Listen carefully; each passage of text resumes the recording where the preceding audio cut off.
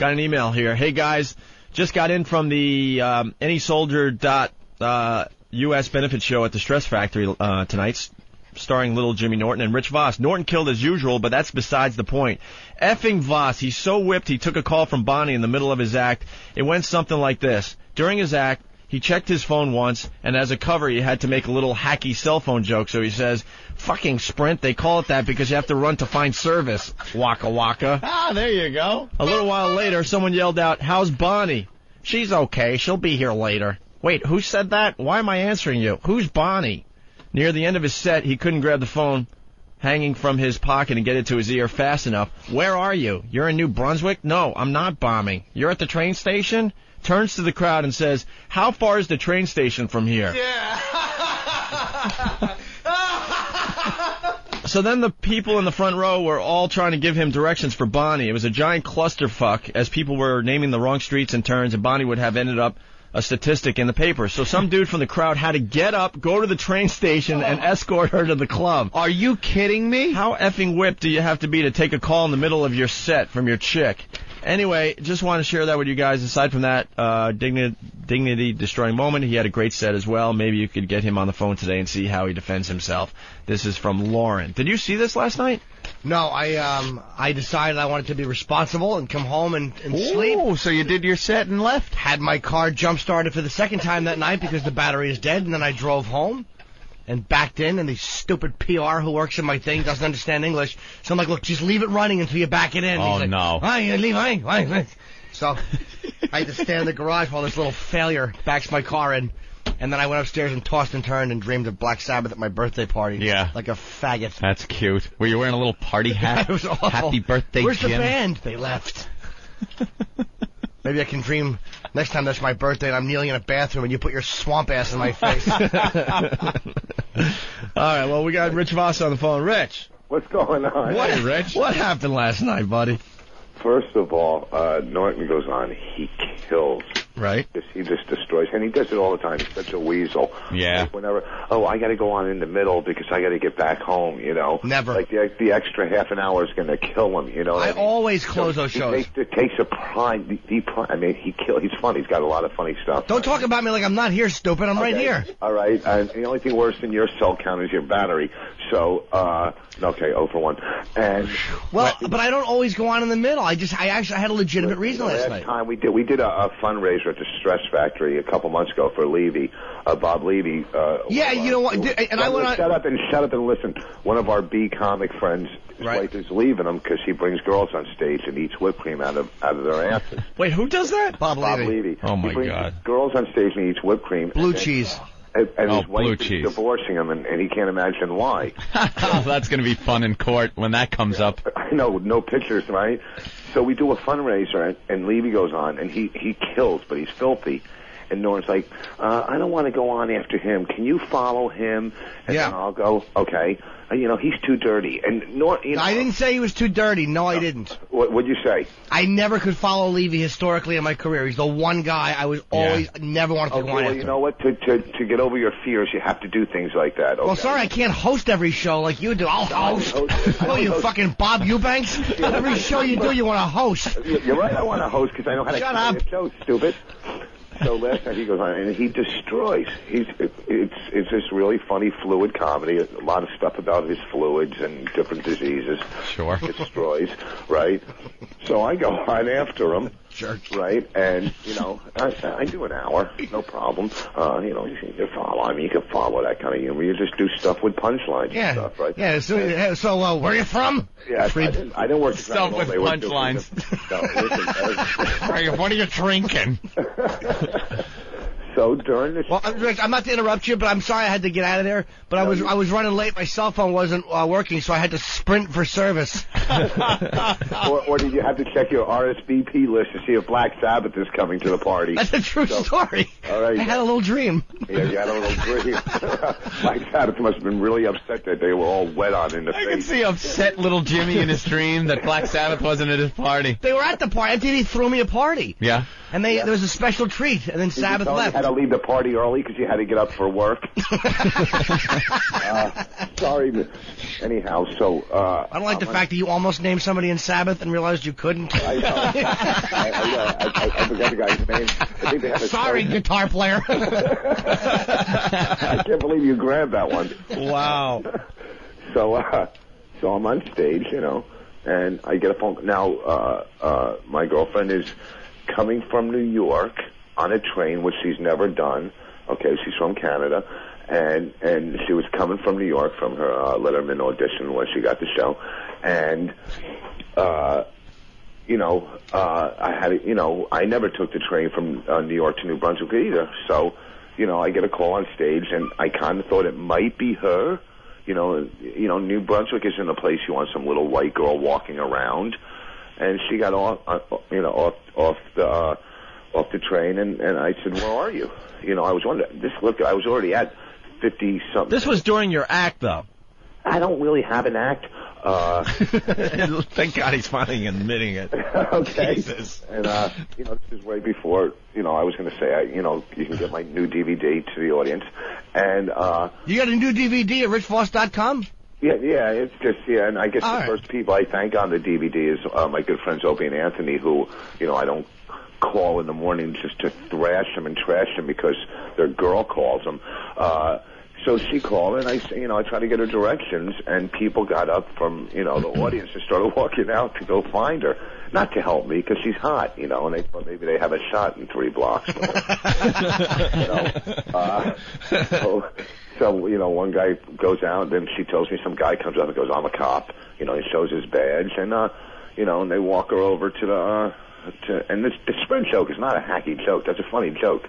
I didn't say it was hacky. I don't know. Whoever called in or wrote in, But now we're getting a lot of people that saying you're kind of pussy whipped now with Bonnie. Well, do you blame him? Jesus. Well, but what's the what do you mean? Finally a guy is happy with this time with a girl. And it's not like I don't know if that's what you would call it. I'm a good boyfriend. You're not a good boyfriend or a good friend. You're not a good anything. You're a creep. Although I'm kind of caught in the middle. As one of Voss's best friends, I'm kind of caught in the middle between because she is really hot and they get along great. And look, they're a good couple. But I'm caught in between being happy for him and wanting to smash his face. Yeah. When we're going to Albany, the phone keeps ringing because they're in love. It keeps ringing, and he keeps answering it. I'm like, could you be a fucking guy for once? He would just answer the call every time. I'm in the middle of telling like a great Hummer story and how the guy reacted when I gave it. And like, all of a sudden... As we're driving to Albany, he goes, "Can you be a guy and pull into this rest area? We're all holding the food." Here's the thing. Oh, hold on. Hi, Poochie. Yes, Snookums. No, just driving with Jimmy. Okay. No, I love you too. Oh, hold on, Jim. Hold on. We're at mile marker 5. Hi, Snookums. But Rich, the problem is... Wubby, you too. I just realized that, my relative's really, really sick, and, Hold that thought, Jim. Hold that thought. Good improv skills. I say my relative. Could I have picked one? My relative. Well, really concerned. One of my ancestors. You stink. My kin is ill. God. Yes, Snookums. Wow. Richie, love you too. Richie, Biggie, love you too.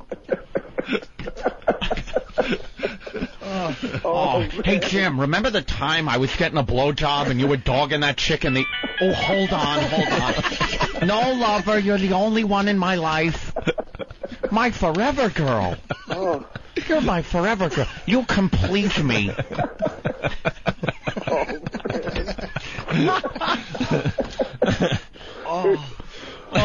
Oh, Jim, you're getting pulled over. This is a good opportunity for me to take this call.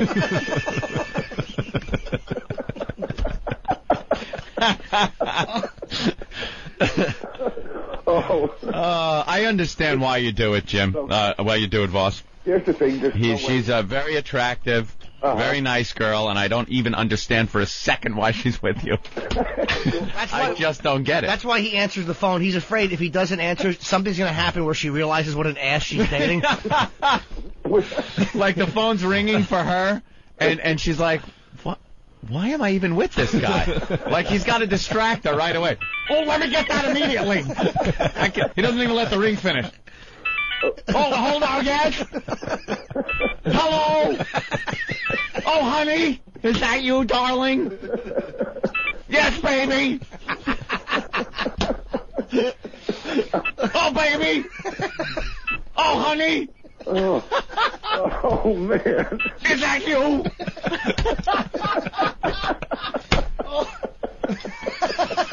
Don't hang up. I'm here.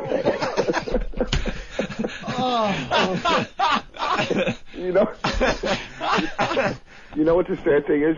When it rings, her picture comes up. I put that into my phone. You're kidding. I swear to God, her picture comes up. It's the same ring right now that you're doing. So I'm getting really scared that she's really calling right now. Hold on, guys. Oh, that's great. Oh, Voss, you rock. You met her at the roast, right? We met her at the roast, and she's a lovely girl. And she's funny, too. And, you know, what are the odds? I mean, listen, Norton's my best friend. When me and her have sex, I definitely think of Norton's tits, right? Voss, let me tell you something about Bonnie. We felt guilty. We talked about the roast the next day. Ann and I were just looking at her boobs the whole time. They're perfect. And we felt kind of creepy, you know, because it's your chick and your stuff. Chick. But they were like falling out of that dress. She was she's wearing sexy something to begin very with, low cut. Hey, what, you don't think I dropped a couple loads on my chest thinking of your girlfriend? And then I'm thinking, you know, God, she definitely saw me looking at her boobs. I couldn't help it. Really? Oh, my God, dude. She was just so hot at that thing. Jeez, Opie, relax. She was so ridiculous. Wow. Well, maybe you can get some his and her rollerblades and take her to Central Park. Yeah, baby! Don't listen to what Opie has to say. But I did feel like we felt like creeps, and I discussed it. We were walking back to, you know, like 57th Street talking about your chick's boobs, man. Well, you had to look at something. You couldn't see the stage from those awful seats we got. Oh, God, the seats that Voss got us for that roast? Yeah, thanks, Voss. Well, I'm surprised you didn't take pictures of them, Norton. I did. Celebrity seats. I did. I got pictures of how far away we were, actually. Yeah, I got that. Listen, I got that picture too. We should put it up on opieandanthony.com. All right, I got it with me. It was the Donald Trump roast. Right. That we went to. And our seats were... we were special guests of Rich Voss. Yeah, and as we were going, we just had to keep walking upstairs. Like, no one else had to go upstairs. They were all on the floor. There were literally like 10 tables upstairs in the balcony. No, but here's the deal. You didn't have to be stuck amongst all those stuffy people down Oh, there. right, and who were actually seeing the roast. Yeah, who are we with? The party people upstairs who are looking at the monitors? God forbid we're actually in the building. If you would have had quarters, you could have looked through one of those big viewfinders and saw the stage from where It could have been a Bill Cosby roast from where we were. I had no clue. Donald Trump, what? Who is that? I wanted to hug Robert Klein. Yeah, thank God I had enough quarters to put in the viewfinder so I could see the stage. That's what I just said. I know. Thank you. Well, okay, so I have every now and then a bad one. Here's the deal. You know, you're throwing nothing against the wall. Here's the deal. First of all, hold on, I think I got a call. What do you call it? Do you know what those seats cost at that roast?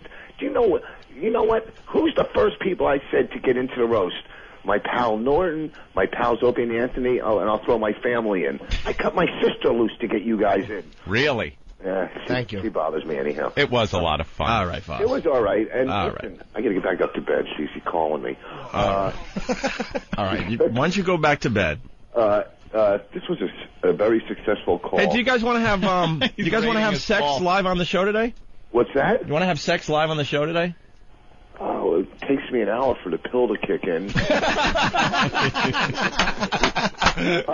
Leave with that one. Leave with that one. Just walk away. Just walk away, sir. We'll do that one day. Really? I will. Well, of course I will. He will. I will. Dude, you talk to her right now and make this happen because it'll be the funniest thing I ever hear. Are you serious? Yeah, it's satellite radio. We got a couple from California. They're going to have sex next in a few minutes serious? here. Yeah. Oh, Jesus. It could be really funny. Would she be up for it? I doubt it. I mean, I would be, and I could fake it. Of course you would be. Well, can I just jack off on your show? She's not into it.